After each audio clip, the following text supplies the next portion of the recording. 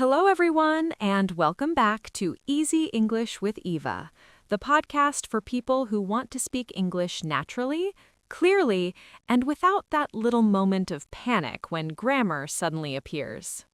Hello, I'm Alex, and I'm very happy to be back. Alex is here today for a very special reason.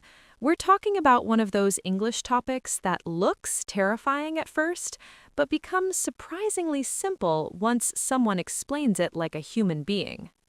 That should be the slogan of every grammar lesson.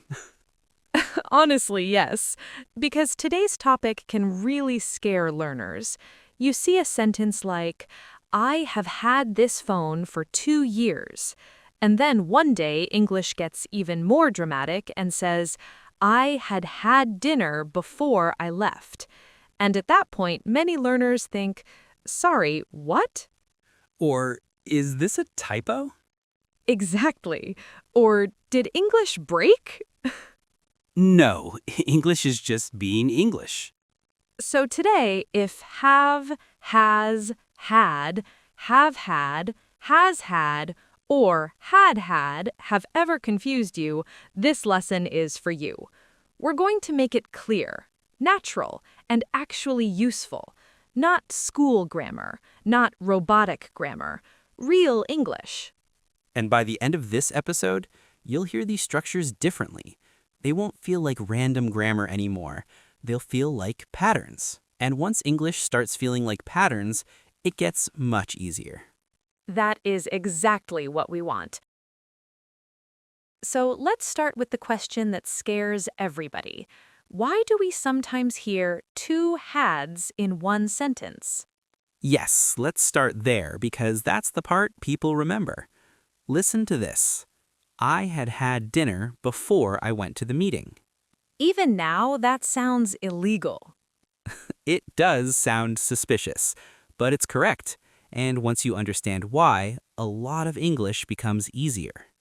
Okay, so tell me this first. Are we dealing with one verb here or two? Great question. We're dealing with the verb have, but in different jobs. Sometimes have means possession or experience. Sometimes it becomes part of a tense. That's why sentences like have had and had exist. So this isn't English going crazy. It's just English stacking meaning. Exactly. That's a beautiful way to say it. Let's start very simply. At the most basic level, have is a life word. That's true.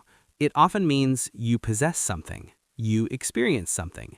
Something is part of your life. Listen, I have a car. I have a meeting. I have a headache. I have an idea.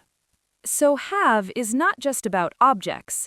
It can be about your schedule, your body, your problems, your plans. You're absolutely right.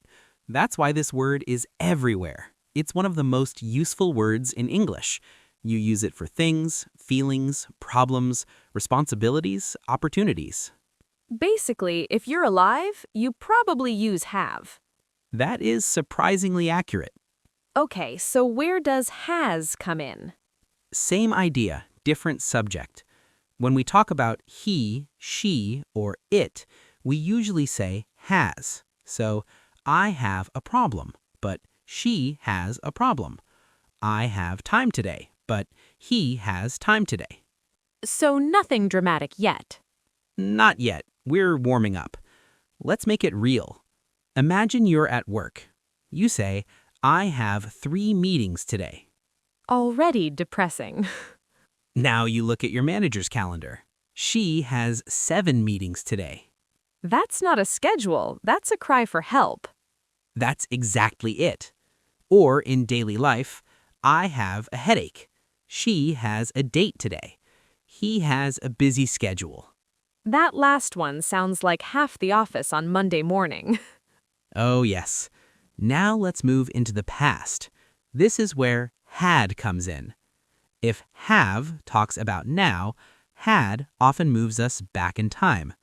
Listen, today I have a headache. Yesterday I had a headache.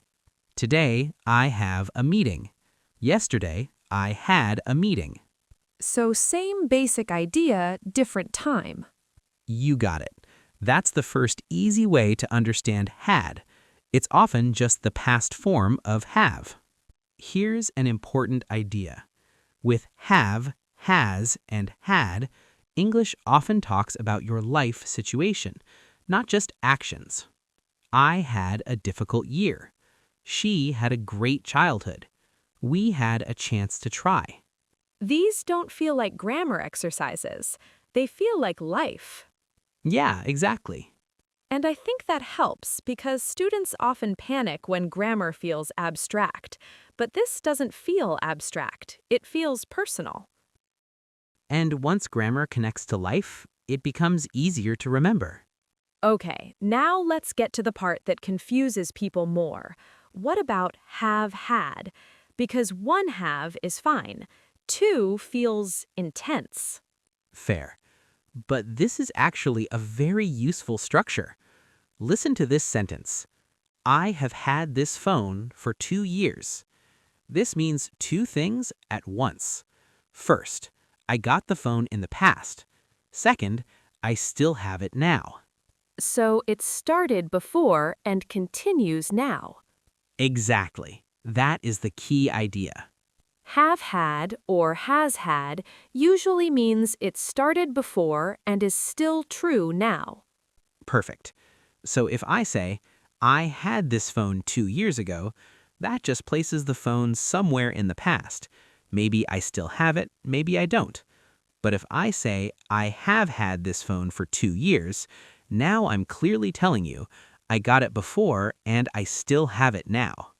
Oh, that's actually a really important difference. One sentence is just past, the other one connects the past to the present. Yes, that connection is everything. Listen to a few more. She has had pain for months. The pain started before and it's still there now. We have had a busy week. The week started earlier and it's still this week. I have had this problem since Monday. The problem began on Monday and it hasn't gone away yet. So words like for and since often appear here.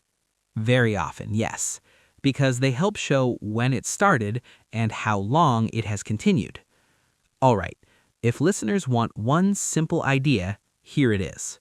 Have had, has had, usually means it started before and it still matters now. That sounds much easier than hearing present perfect structure. Exactly. We want understanding, not grammar fear. Okay, now let's go to the sentence that scares people. Had, had. Why are there two hads? Because English sometimes wants to talk about two moments in the past. Listen, I had had dinner before I went to the meeting. There are two past actions here.